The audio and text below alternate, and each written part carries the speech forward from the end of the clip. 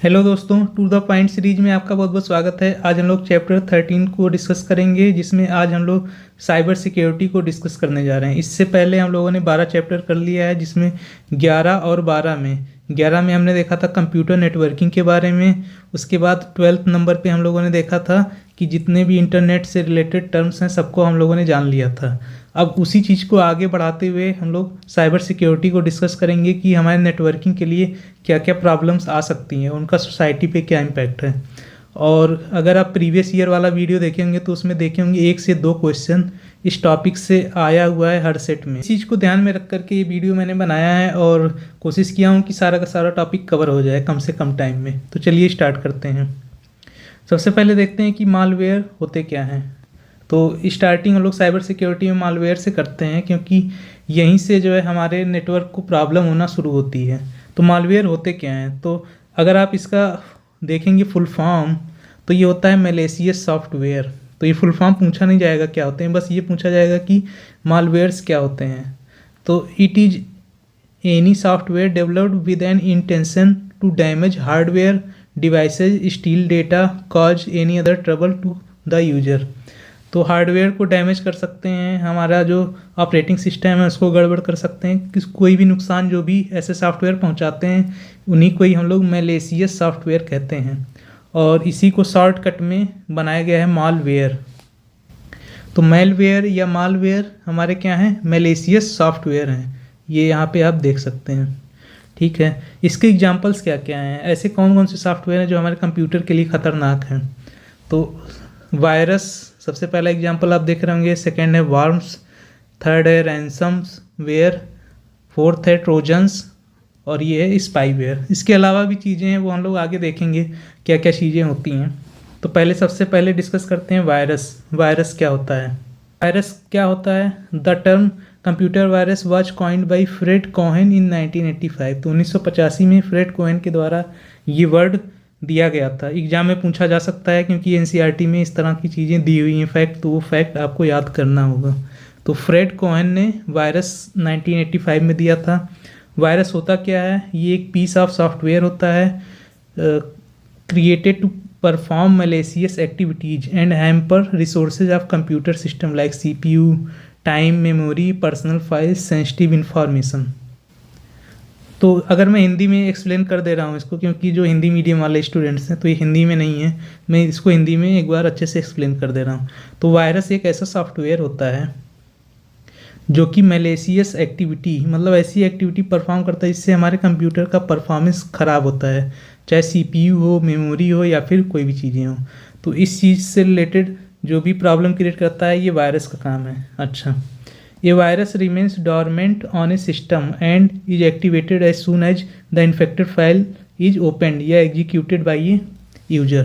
तो वायरस आपके कंप्यूटर में आ जाएगा, आपको पता नहीं चलेगा, लेकिन जिस फाइल में वो रहेगा, जब उस फाइल को आप ओपन करते हैं तो वायरस एक्टिव हो जाता है।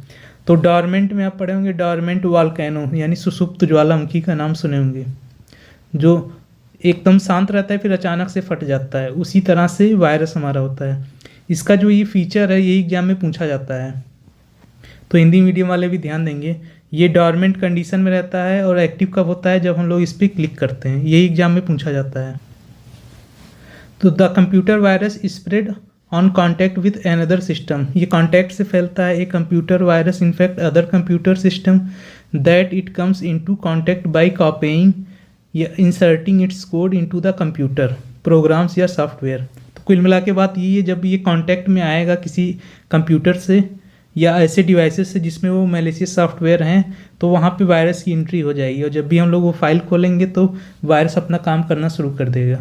तो इसका कुछ एग्जांपल है, याद रखिएगा, एग्जाम में पूछा जा सकता है और ये एनसीईआरटी के एग्जांपल हैं, इसलिए ध्यान से इसको देखिएगा। CryptoLocker, I love you, MyDoom, Sasser, Netsky, Slammer, Stuxnet. ये एग्जाम में ऐसे पूछेगा कि ये क्या है, एंटीवायरस है, वायरस है, ऑपरेटिंग सिस्टम है। तो इस तरह के एग्जाम में सवाल आपने देखे होंगे प्रीवियस ईयर वाले वीडियो में, तो इस तरह के सवाल आए हुए हैं। तो इस चीज़ को एकदम ध्यान से देखते रहिएगा, एग्जाम्पल भूलेगा नहीं। तो वीडियो ध्यान से देखिएगा तो आपको भूलेगा नहीं। एक बार और अगर रिवीजन करके देख लेंगे तो कभी नहीं गलत होगा एग्जाम में। वार्म्स क्या होते हैं? ये भी मैलिशियस सॉफ्टवेयर का ही एक प्रकार है, बस इसका जो है काम करने का तरीका अलग हो गया वायरस से, इसीलिए इसको अलग नाम दे दिया गया। तो worm is also a malware that incurs unexpected और damaging behaviour on an infected computer system. तो इसका भी वही काम है, डैमेज करना।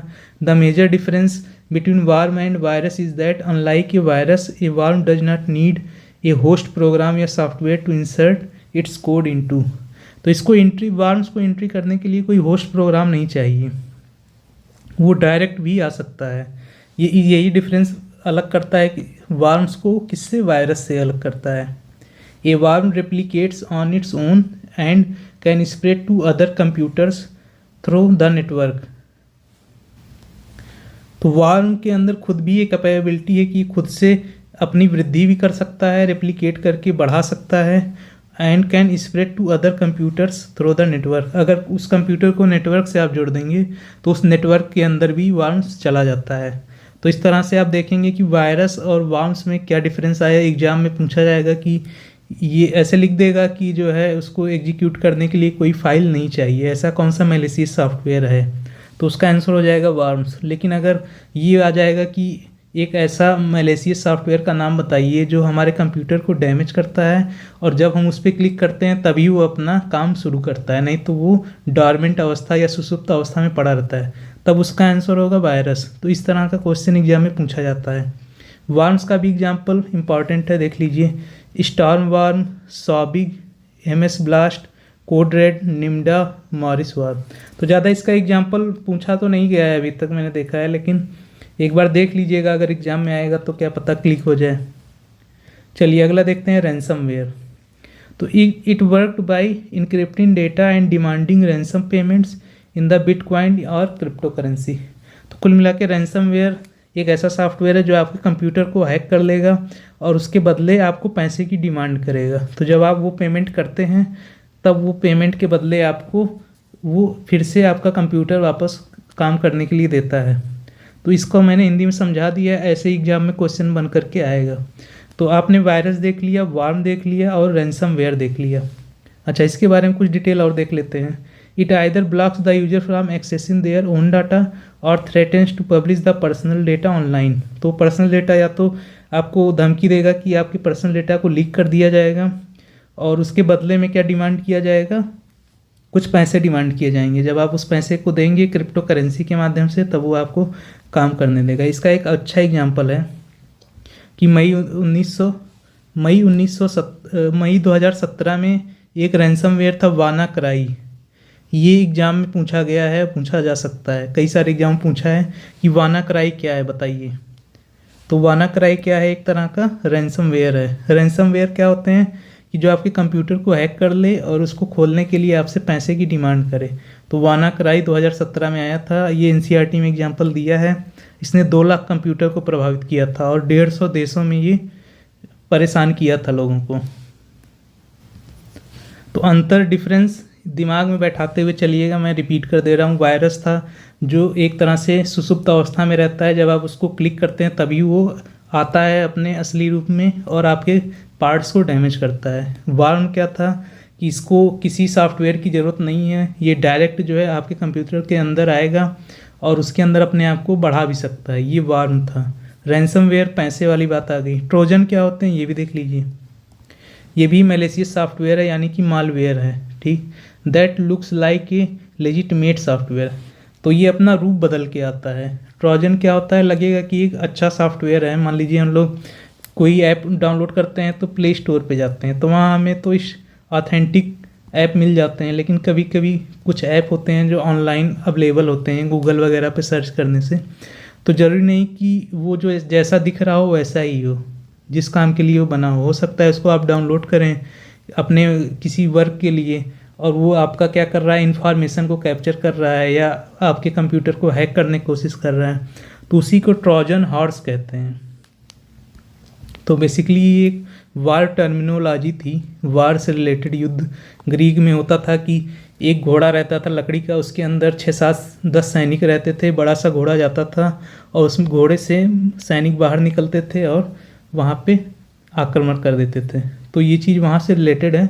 तो यहाँ से ज़्यादा क्वेश्चन नहीं बनता है, बस यहाँ से जो है एक ही क्वेश्चन बनता है कि कौन सा ऐसा मालवेयर सॉफ्टवेयर है जो लेजिटिमेट यानी कि एक काम का सॉफ्टवेयर दिखेगा आपको, लेकिन जब उसको इंस्टॉल किया जाएगा तो ये वायरस या वार्म की तरह एक्ट करने लगेगा। तो यही चीज़ इसका इम्पॉर्टेंट है। बाकी चीज़ें देख लीजिए, Trojan does not self replicate, अपने आप को ये बढ़ाता नहीं है, और इन्फेक्ट अदर फाइल, ये अपने आप को ना तो बढ़ाएगा ना दूसरे फाइल्स को इन्फेक्ट करेगा। It spreads through user interaction such as opening an email attachment और downloading and executing a file from the internet. तो ये हो गया ट्रोजन के बारे में। इससे बस एक ही सवाल बनता है जो मैंने बता दिया है, स्पाईवेयर क्या होते हैं, ये भी एग्जाम में पूछा जाता है बहुत बार। तो it is a type of malware that spies on a person an organisation और an organisation by gathering information about them. तो स्पाईवेयर मेनली क्या है, एक तरह से समझ लीजिए जासूसी कर रहा है आपकी, इसका नाम ही है स्पाईवेयर। तो स्पाइज जो होते हैं हमारे वो जासूस होते हैं, तो जासूसी इसका करना काम है, यानी कि कोई भी ऑर्गेनाइजेशन की वेबसाइट है या कोई आदमी या यूजर काम कर रहा है अगर इंटरनेट पे, तो ये चीज़ वो डिटेक्ट करता है कि कौन कहाँ पे कब कौन सा काम परफॉर्म कर रहा है, और ये चीज़ without the knowledge of the user, आपके नॉलेज के बगैर होगी। तो it is a type of malware that spies on a person और organisation by gathering information about them. अच्छा, it records and sends the collected information to an external entity without consent और knowledge of the user. तो मान लीजिए जैसे आप बार बार कोई website चला रहे हैं, वहाँ से कोई चीज़ आप देख रहे हैं, तो स्पाईवेयर क्या करेगा, वो वहाँ से आपका इन्फॉर्मेशन कलेक्ट करेगा कि ये बार बार इस वेबसाइट को खोल रहे हैं, इनको इस चीज़ की ज़रूरत है। तो आपका जो इन्फॉर्मेशन है स्पाईवेयर क्या करेगा, उसको दूसरे जगह पे भेज देगा, तो आपकी इन्फॉर्मेशन वहाँ पे चली जाएगी, फिर वो आपको ब्लैकमेल कर सकता है या कुछ भी कर सकता है। तो ये था स्पाईवेयर। एडवेयर क्या है, नाम ही ऐड है, तो ऐड प्लस सॉफ्टवेयर, ऐड वाले जो सॉफ्टवेयर होते हैं उनको एडवेयर कहते हैं। तो जनरली जो ऐड आते हैं, हम लोग कोई वेबसाइट खोलते हैं, छोटे छोटे ऐड का पॉपअप बनता है, वही एडवेयर होते हैं। जनरली ये हमारे ज़्यादा नुकसानदेह तो नहीं होते हैं, लेकिन कभी कभी इसके अंदर वायरस और वार्म के भी लिंक जुड़े हुए होते हैं। तो इनको क्लिक करने से जो है आपको एक इनामी राशि की तरह दिखेगा, इसको दबा दिए तो इनाम मिलेगा या कूपन का, इस तरह से। तो ये सब एडवेयर हो गए हमारे। तो adware an adware is a malware that is created to generate revenue for its developer. तो ये बेसिकली जो इसको डेवलप करता है वो चाहता है कि हमें इसको क्लिक करने से पैसा मिल जाए, ठीक। तो an adware displays online advertisement, तो जो भी ऑनलाइन एडवर्टाइजमेंट आता है वेबसाइट खोलने पे वो हमारे एडवेयर हैं। यूजिंग पॉपअप्स, वेब पेजेज और इंस्टॉलेशन स्क्रीन्स। तो ये चीज़ें मैंने बता दी हैं एडवेयर के बारे में, इसको याद रखिएगा। बस ये समझ लीजिए जो भी ऐड हमारे डिस्प्ले होते हैं वो डेवलपर के द्वारा इसलिए बनाए जाते हैं ताकि वो पैसा कमा सके उसके ऐड के जरिए। तो ये जनरली हार्मफुल नहीं होता है, लेकिन कभी कभी ये जो है वायरस या वार्म के रूप में भी हो सकता है। की लॉगर्स देखते हैं क्या होता है। की लॉगर्स का मतलब ही आप समझ सकते हैं कीबोर्ड लॉगर, कीबोर्ड लॉगर्स। अच्छा, ये क्या होते हैं, ये ऐसे मालवेयर होते हैं या फिर हार्डवेयर के रूप में भी हो सकते हैं। ये मालवेयर भी हो सकते हैं, हार्डवेयर भी हो सकते हैं, और इसका मेन पर्पज़ है जो भी आप कीबोर्ड से टाइपिंग करते हैं तो उसको भी नोटिस करता है और कहीं अलग जगह पे इसको भेज सकता है। तो the main purpose of this malware is to record the keys pressed by user on the keyboard, ठीक है, ये मैंने बता दिया। A key logger makes logs of daily keyboard usage and may send it to the external entity as well. तो ये किसी दूसरे को भेज सकता है कि मान लीजिए आपने वेबसाइट ओपन किया, आप ऑनलाइन पेमेंट करने जा रहे हैं, वहाँ पे आप अपना पासवर्ड डालते हैं, पिन डालते हैं, OTP डालते हैं, तो ये कहीं हर चीज़ें ये नोटिस करता है कि ये लॉगिन करने जा रहे हैं तो कौन सा कीबोर्ड बार बार दबा रहे हैं, क्या इनका पासवर्ड है। तो उससे एक पैटर्न निकल के आता है और कोई भी आदमी इसको यूज कर सकता है, किसके लिए, आपका इन्फॉर्मेशन पर्सनल यूज के लिए यूज कर सकता है। पता चला आपका पासवर्ड पता चल गया तो बैंक अकाउंट से पैसा ही निकल गया, आधार कार्ड नंबर पता चल गया, कुछ भी हो सकता है। तो ये कीबोर्ड बेसिकली कीबोर्ड से रिलेटेड है। तो इसीलिए आप देखे होंगे कभी कभी जैसे ऑनलाइन एग्जाम भी देने जाते हैं तो वहाँ कीबोर्ड का काम है ख़त्म कर दिया गया, सीधे एक माउस लगा दिया जाता है, माउस से सीधे यहाँ पे वर्चुअल कीबोर्ड बन के आता है। इसमें वर्चुअल कीबोर्ड बन के आएगा, माउस से ले जाते हैं पॉइंटर और वही क्लिक क्लिक करके जो है हम लोग लिखते हैं किसी भी चीज़ को। तो वो की लॉगर से बचने के लिए हुआ। और भी ऐसे ऑनलाइन पेमेंट वगैरह में जाएंगे, वहाँ भी ऑप्शन आता है और लिखा रहता है कि आप जो है वर्चुअल कीबोर्ड का यूज करिए। तो वो किस लिए किया जाता है, ताकि की लॉगर अगर आपके कीबोर्ड में है तो उससे जो है कोई इफेक्ट ना आने पाए। अच्छा, मोड्स क्या क्या हो सकते हैं मालवेयर के डिस्ट्रीब्यूशन के? तो ये हो सकता है फ्रॉम द इंटरनेट, डाउनलोड कर लीजिए इंटरनेट से। स्पैम के रूप में हो सकता है, ईमेल में जो हमारे स्पैम मैसेजेज आते हैं, या removable storage device, for example pen drive हो गया, आपका सीडी ड्राइव हो गया, डीवीडी ड्राइव हो गया, इन सब के जरिए भी आ सकता है। और नेटवर्क के थ्रू प्रोपेगेट होता है, ये तो हम लोगों ने देख ही लिया है। तो एग्ज़ाम में पूछा जा सकता है, ये 4 मेथड मैंने बता दिए, इसके थ्रू आ सकते हैं। एक क्वेश्चन आया था एग्ज़ाम में जिसमें कहा था कि कौन सा ऐसा हार्डवेयर है जिसमें वायरस के इन्फेक्ट होने के चांसेस सबसे कम है। तो वो आंसर था उसका प्रिंटर, हम लोग देख चुके हैं उसको। तो प्रिंटर में कोई ऐसा प्रोग्राम एग्जीक्यूट नहीं होता है, इसीलिए प्रिंटर जो है सबसे सेफ डिवाइस है, समझ लीजिए, पूरे कंप्यूटर सिस्टम में। अच्छा, important terms related to cyber security, यहाँ से भी क्वेश्चन पूछे गए हैं और भर भर के पूछे गए हैं। तो मान के चलिए यहाँ से एक क्वेश्चन बन सकता है। तो अभी तक हम लोगों ने मालवेयर देखा, अब हम लोग देख रहे हैं एंटीवायरस। तो जैसे हम लोग किसी भी वायरस के लिए वैक्सीन लगवाते हैं उससे बचने के लिए, उसी तरह से एंटीवायरस एक सॉफ्टवेयर होता है ऐसा जो कि मालवेयर अटैक से हमको बचाता है। ठीक, तो इसका हिंदी मतलब बेसिकली यही था कि ये एक सॉफ्टवेयर है, also known as anti malware. Initially antivirus software was developed to detect and remove virus. तो पहले वायरस डिटेक्ट करने के लिए, उसे रिमूव करने के लिए था, लेकिन अब उसके फंक्शंस काफ़ी ज़्यादा बढ़ा दिए गए हैं। ठीक है, हमें उसके बारे में ज़्यादा नहीं जानना है, बस इसका एग्जाम्पल आप देखे होंगे एग्जाम में पूछा था। तो एक बार इसको पढ़ लेते हैं कौन कौन से एग्जाम्पल थे एंटीवायरस के। पहला है नॉर्टन, फिर बिट डिफेंडर, मैकफी पूछा गया है एग्जाम में, स्टार मार्क कर लीजिएगा। Kaspersky, Avast, AVG, Malwarebytes and Microsoft Defender. ये तो आप देखे ही होंगे माइक्रोसॉफ्ट डिफेंडर। तो ये क्या हो गए, एंटीवायरस के एग्जाम्पल हो गए, एग्जाम में पूछा जा सकता है, ये बहुत ही इंपॉर्टेंट है, एग्जाम्पल स्पेशली याद रखिएगा। स्पैम क्या होता है? तो स्पैम एक ब्रॉड टर्म होता है, applies to various digital platform like messaging, forum, chatting, emailing, advertising, etc. However, the widely recognized form is email spam. तो जो जितने भी हमारे भर भर के मैसेज आते हैं, जो अनवांटेड मैसेजेज होते हैं किसी कंपनी की तरफ से या कहीं से भी, उन सारे मैसेजेस को हम लोग स्पैम कहते हैं। जनरली आप ईमेल में देखे होंगे, जहाँ से आप कि ईमेल में भर भर के मैसेज आते हैं कि स्पैम वाला बॉक्स भी होता है, वहाँ जा कर के आप उसको देख सकते हैं कौन से ऐसे मैसेज आए हुए हैं।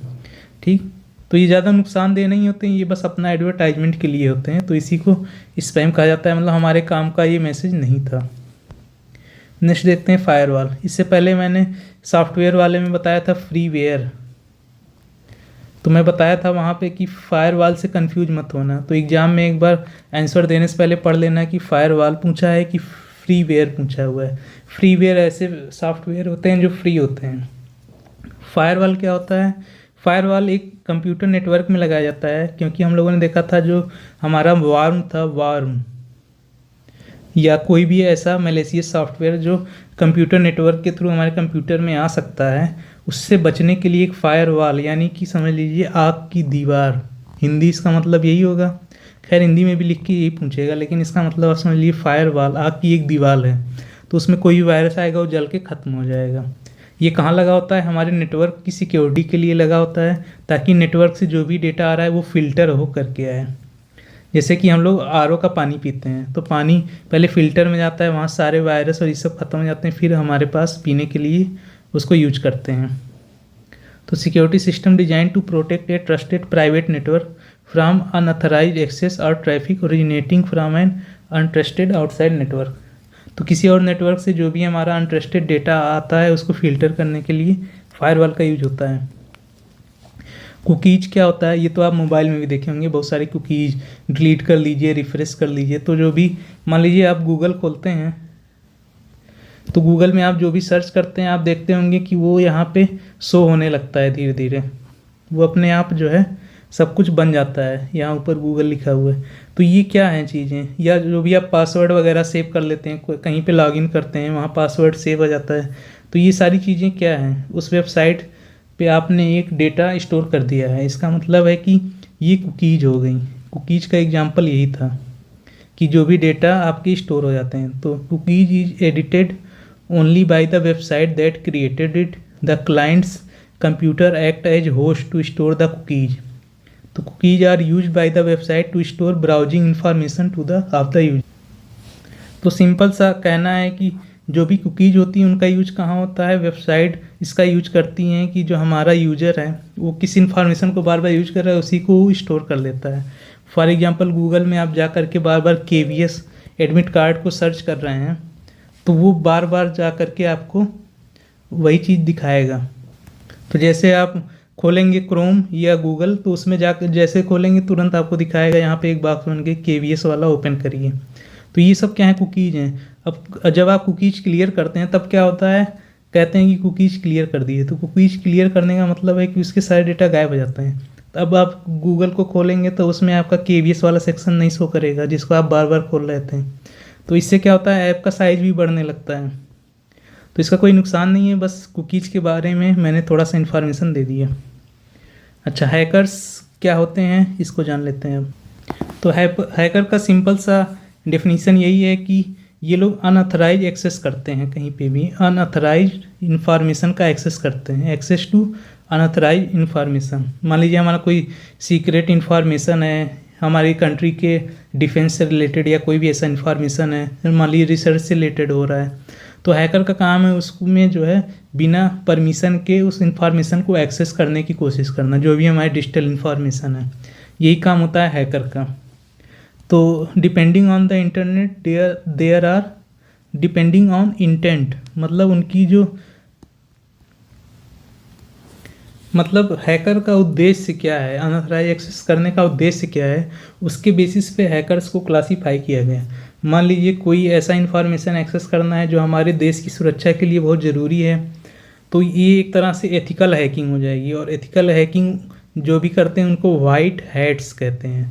तो बस इतना सी बात याद रखिएगा कि वाइट हैट्स क्या होते हैं, जो एथिकल हैकिंग करते हैं, मतलब ये हमारे देश की सुरक्षा के लिए या समाज की सुरक्षा के लिए ज़रूरी था, इसीलिए उस पार्टिकुलर इन्फॉर्मेशन को हैक करके एक्सेस किया गया। तो एक होता है वाइट हैट, हम लोग देख चुके हैं उद्देश्य के आधार पे हो रहा है इनका क्लासिफिकेशन। एक होता है ब्लैक हैट, एक होता है ग्रे हैट। तो ब्लैक हैट्स क्या होते हैं, ब्लैक हैट्स का काम है कि जो पब्लिक यूज या देश के यूज के लिए नहीं है, मतलब अपने पर्सनल इंटरेस्ट के लिए आप किसी भी इंफॉर्मेशन का अनऑथराइज एक्सेस कर रहे हैं, तो वो ब्लैक हैट आप कहलाएंगे। मान लीजिए आप किसी बैंक की वेबसाइट को ही हैक कर लेते हैं, तो वो अपने पर्सनल यूज के लिए हुआ, लोगों को नुकसान हो रहा है, तो ये क्या हुआ, ब्लैक हैट्स हो गए। और ग्रे हैट्स किसको कहते हैं, ग्रे हैट्स ऐसे होते हैं कि जिनको ना तो नुकसान पहुंचाना है ना ही फ़ायदा पहुंचाना है, वो बस इसलिए उस हैक कर रहे हैं सिस्टम को ताकि वो उसको एक एज ए चैलेंज ले सकें और उसमें जो कमियां हैं उसको निकाल सकें कि हमारे कंप्यूटर में कौन कौन से लूप होल्स हैं और कहाँ से इसमें एंट्री हो सकती है। तो ये फ़न के लिए बस इसको करते हैं। ग्रे हैट्स जो होते हैं बस इतना एग्जाम में पूछा जाता है, इससे ज़्यादा नहीं पूछा जाता है। अब स्नूपिंग देख लेते हैं। तो ईव्सड्रूपिंग आ चुका है, कानाफूसी जिसको हिंदी में कहा गया था, ये तो आया हुआ है एग्जाम में। स्नूपिंग नहीं आया था, तो स्नूपिंग के बारे में जान लीजिए, क्या पता इस बार स्नूपिंग से क्वेश्चन बन जाए। तो स्नूपिंग का मतलब क्या होता है, secretly listening to a conversation in context of a networking, it refers to the process of secret capture and analysis of network traffic. मतलब आप इंटरनेट पे जा कर के या किसी भी नेटवर्क पे जा कर के कौन कौन से काम कर रहे हैं उसको ये ऑब्जर्व करता है और एक्सेस करता है, और इसका रिकॉर्ड यूज भी किया जाता है। कई बार आप देखे होंगे कि आप फ्लिपकार्ट पे जाके कोई आइटम सर्च कर रहे हैं, तो आप क्रोम खोल रहे हैं, वहाँ पे आपको नज़र आ रहा है, फेसबुक खोल रहे हैं, वहाँ पे नज़र आ रहा है, व्हाट्सएप खोल रहे हैं, इंस्टाग्राम खोल रहे हैं, वहाँ पे नज़र आ रहा है। तो ये सब कैसे हो पा रहा है, स्नूपिंग के जरिए हो पा रहा है। मतलब आप कौन सा ऑनलाइन जा करके क्या चीज़ें देख रहे हैं, सर्च कर रहे हैं, वो चीज़ ऑब्जर्व कर ली जा रही है। अच्छा, इसी को स्निफिंग भी कहते हैं, एग्जाम में पूछा जा सकता है, ये टर्म इंपॉर्टेंट है और इसको याद रखिएगा। ईव्सड्रूपिंग आ चुका है, हमने क्वेश्चन में भी देखा था ईव्सड्रूपिंग किसे कहते हैं, यानी इसको कहा जाता है कानाफूसी। इसका हिंदी में भी आया हुआ था क्वेश्चन एग्जाम में। तो eavesdropping is an unauthorized real-time interception or monitoring of private communication between two entities over a network। तो ईव्सड्रूपिंग और स्नूपिंग में क्या डिफरेंस नज़र आया? ईव्सड्रूपिंग और स्नूपिंग में ये डिफरेंस नज़र आया हमें कि यहाँ पे रियल टाइम मॉनिटरिंग नहीं हो रही थी स्नीफिंग और स्नूपिंग में, जबकि ईव्सड्रूपिंग यानी कानाफूसी में लाइव जो है इसकी ट्रैकिंग हो रही है। मतलब आप जैसे फ़ोन पे बात कर रहे हैं, दो लोग मोबाइल से बात कर रहे हैं, और अगर यहाँ पे थर्ड पर्सन कोई लूप होल खोज के ऑनलाइन आपका फ़ोन हैक करके सुन रहा है उस बात को रियल टाइम में, तो उसी को ईव्सड्रूपिंग कहते हैं। या पहले ज़माने की आप मूवियों में देखे होंगे कि फ़ोन आता था और पुलिस क्या करती थी कि फ़ोन को टाइप कर लेती थी कि कहाँ पे ये डिलीवर होने वाला है, तो हीरो वहाँ पहुँच जाता। इस तरह का आप पुराने मूवीज में देखे होंगे कि ये वाले जो फ़ोन चलते थे टेलीफोन, तब वहाँ पे ये सब बहुत चलता था ईव्सड्रूपिंग। तो वहाँ से आप इसको समझ सकते हैं। यहाँ एग्जांपल में मैंने लिखा हुआ है कि कन्वेंशनल टेलीफोन लाइन में बहुत ज़्यादा यूज होता था, इसको वायर टैपिंग वहाँ पे कहते थे। ठीक है, इतना ही पूछा जाता है। अब थोड़ा सा देख लेते हैं कि डिजिटल इम्पैक्ट क्या रहा सोसाइटी पे। यहाँ से भी एग्जाम में क्वेश्चन बना हुआ है, तो मैंने कुछ टर्म इंक्लूड कर लिया है, जैसे कि डिजिटल फुटप्रिंट्स। तो डिजिटल फुटप्रिंट्स क्या होते हैं? हम लोग कहीं रास्ते पे जाते हैं तो हमारे यहाँ पैरों के निशान बन जाते हैं इस रास्ते पे। उसी तरह से जब हम लोग ऑनलाइन नेटवर्क पे काम करते हैं तो वहाँ पे भी हम लोगों का जो ट्रेसेज होता है, डिजिटल ट्रेसेज, उसी को वो रह जाता है, उसी को डिजिटल फुटप्रिंट कहा जाता है। तो whenever we surf the internet using smartphone, tablet या computers, we leave a trail of data reflecting the activities performed by us online. तो ये एक्सेस किया जा सकता है कि आप ऑनलाइन आए थे तो क्या क्या काम किए, इसी को डिजिटल फुटप्रिंट कहा जाता है।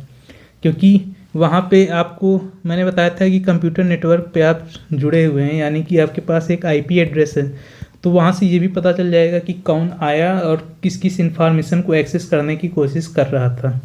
तो इसका आजकल बहुत ज़्यादा यूज होने लगा है। आप देखे होंगे कि साइबर क्राइम ब्रांच जो होती है, हमारी पुलिस होती है, रॉ एजेंट्स होते हैं, और सारी जितनी भी एजेंसियाँ होती हैं वो डिजिटल फुटप्रिंट्स का बहुत ज़्यादा यूज करती हैं, ताकि हम लोग को सिक्योर किया सके, और कोई मिस इन्फॉर्मेशन को अगर फैला रहा है या कुछ भी कर रहा है तो वहाँ से ये चीज़ एक्सेस करने में आसानी होती है।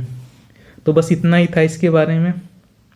बाकी चीज़ें मैंने बता दी हैं कि along with computer IP address, location and other device specification. तो डिवाइस का नाम भी आपको पता चल जाएगा कि कौन सी डिवाइस से आप चला रहे थे। तो such data could be use for targeted advertisement और कुड आल्सो बी मिसयूज्ड या एक्सप्लॉइटेड। तो ये किसी भी चीज़ के लिए यूज किया जा सकता है ये डेटा आपका। चलिए नेक्स्ट देखते हैं, प्लेगियरिज्म। ये भी एग्जाम में पूछा है, बस इसके बारे में इतना सा समझ लीजिए। तो प्लेगियरिज्म क्या है? मान लीजिए कोई भी सॉफ्टवेयर है या कोई भी ऑनलाइन सॉफ्टवेयर है या मूवी है या कोई भी फाइल है, उसका क्या हो रहा है कि आप अनऑथराइज एक्सेस लेकर के उसका मिसयूज कर रहे हैं। मतलब प्रेजेंटिंग समवन एल्स आइडिया और वर्क एज ओन्स आइडिया और वर्क इज कॉल्ड प्लेगियरिज्म। तो ये आज के टाइम में बहुत ज़्यादा हो रहा है। तो प्लेगियरिज्म को याद रखिएगा कि जो भी पिक्चर, वीडियोज या इमेजेज होते हैं, लोग कहते हैं कि वीडियोज वायरल हो जाते हैं लोगों के, इस तरह की चीज़ें हो जाती हैं, या मूवीज़ वायरल हो जाती हैं रिलीज होने से पहले। तो ये सब इसी के एग्जाम्पल हैं। यहाँ पे कॉपीराइट का वायलेशन होता है, मेनली कॉपीराइट का वायलेशन होता है, तब ये प्लेगियरिज्म रोल में आता है। तो ये चीज़ याद रखिएगा। साइबर क्राइम क्या होते हैं, इससे भी रिलेटेड एग्जाम्पल पूछा गया है, तो एक बार मैं डेफिनेशन बता दे रहा हूँ, इससे ज़्यादा क्वेश्चन नहीं बनता है। क्रिमिनल एक्टिविटीज और offences carried out on digital environment can be considered as cyber crime. तो साइबर क्राइम हमने देखा था एग्जाम्पल में। तो इसका एक ही इम्पॉर्टेंट पॉइंट याद रखिएगा कि ये एक डिजिटल इन्वायरमेंट में ही जब किया जाता है कोई भी क्राइम, तभी उसको साइबर क्राइम कहते हैं। क्योंकि प्रीवियस ईयर में हम लोगों ने देखा था कि कोई कंप्यूटर लेकर भाग जा रहा है, कोई पेन ड्राइव चुरा ले रहा है, नहीं, तो वो डिजिटल क्राइम नहीं है, वो नॉर्मल थेफ्ट ही है। तो उसको इसीलिए साइबर क्राइम के अंतर्गत नहीं रखा जाता है। तो ये cyber criminal attacks a computer और a network to reach the other computer in order to disable और डैमेज डेटा और सर्विसेज। तो समझ गए साइबर क्राइम क्या है कि ये जो साइबर क्रिमिनल होता है वो हमारे कंप्यूटर के सॉफ्टवेयर पे अटैक करेगा या तो नेटवर्क के जरिए अटैक करेगा, ताकि हमारा डेटा या तो चुरा सके या तो उसको डिसेबल कर सके। एग्जाम्पल हैकिंग हो सकती है, रैंसमवेयर, ये सब हम लोग एग्जांपल देख सकें। रैंसमवेयर अटैक्स जिसमें पैसे की डिमांड होने लगे, डिनाइल ऑफ सर्विसेज होने लगे, फिशिंग, अभी हम लोग आगे नेक्स्ट ये टॉपिक में देखेंगे फिशिंग क्या होता है, ईमेल फ्रॉड हो सकता है, बैंकिंग फ्रॉड हो सकता है, आइडेंटिटी थेफ्ट हो सकता है। तो ये सारी चीज़ें एग्जाम्पल दिए हुए हैं एनसीईआरटी में, और ये मान के चलिए कि जो है इसी एग्जाम्पल में से देगा कि एक इसमें से कौन सा साइबर क्राइम नहीं है। 3 रहेगा इसमें से आंसर और एक रहेगा जो साइबर क्राइम नहीं रहेगा। तो यहीं से पूछा जाता है एग्जाम में क्वेश्चन, तो इस चीज़ को एक बार देख लीजिएगा। बाकी मैंने अच्छे से समझा दिया। फिशिंग क्या होता है, फिशिंग में एक लाइन में अगर बताऊं तो जो भी हमारे बैंकिंग से रिलेटेड फ्रॉड होते हैं, जैसे फ़ोन आ गया, ओटीपी बता दो, पैसा गायब हो गया अकाउंट से, या फिर क्या हुआ आप ऑनलाइन ट्रांजैक्शन कर रहे हैं तो पता चला वहाँ से आपका पैसा उड़ गया, या कोई ओटीपी चुरा लिया, या कोई आधार कार्ड से पैसा निकाल लिया। ये सब क्या चीज़ें होती हैं, फिशिंग होती हैं। ये बैंकिंग रिलेटेड हमारे फ्रॉड होते हैं, मैंने एक लाइन में बता दिया है। तो ये एक अनलॉफुल एक्टिविटी होती है वेयर फेक वेबसाइट्स और ईमेल्स दैट लुक ओरिजिनल और authentic pre presented to the user fraudulently collective sensitive and personal details.